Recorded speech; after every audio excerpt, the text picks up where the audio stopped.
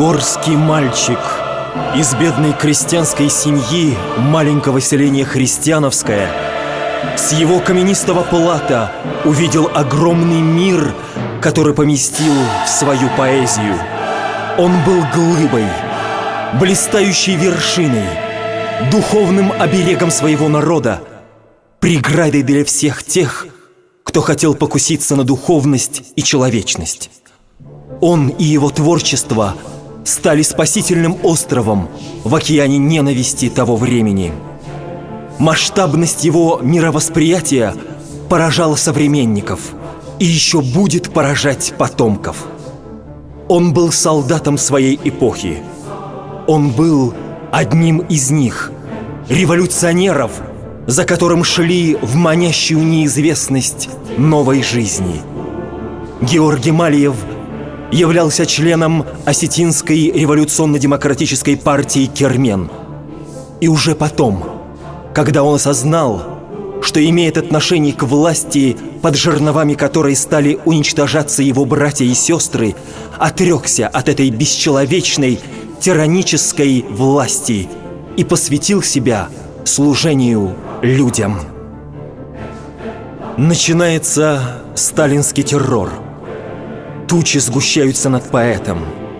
Чтобы спасти его, друзья уговаривают, умоляют написать стихи, восхваляющие режим и Сталина лично.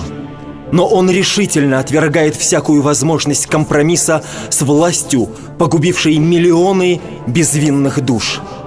Противник всякого насилия, Георгий Малиев не только в своем творчестве, но и в жизни никогда не отступал от своего миропонимания. Он борется до конца против всесильной и беспощадной репрессивной машины единственным оружием – своей душой, высочайшей пробой. Он хорошо знал, что ему не избежать кары со стороны кровавого режима, и ждал своего часа с удивительным самообладанием. Так и случилось. В 1937 году он был арестован по нелепому обвинению в контрреволюционной деятельности, репрессирован. Впоследствии реабилитирован посмертно. Вряд ли это стало утешением для его молодой вдовы, которая не дождалась мужа из ада.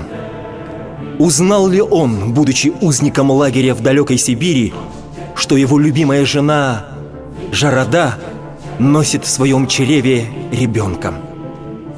Младший сын поэта, Васо Малиев, родился уже после ареста отца.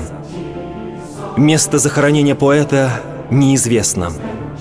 Указанная дата смерти – 27 мая 1942 года не соответствует действительности. Она лишь следствие секретного указания за номером 108 СС. Сердце Георгия Малиева до последнего дыхания билось в унисон с сердцем маленькой, но гордой Дегории. Так кончилась жизнь, ставшая легендой. Душа народа, испытавшего на протяжении веков физические и нравственные муки, не могла не жаждать миссии, который олицетворил бы ее в бессмертном божественном слове. Георгий Малиев стал им символом величия, чести, совести и благородства своего народа. Память о нем будет жить вечно.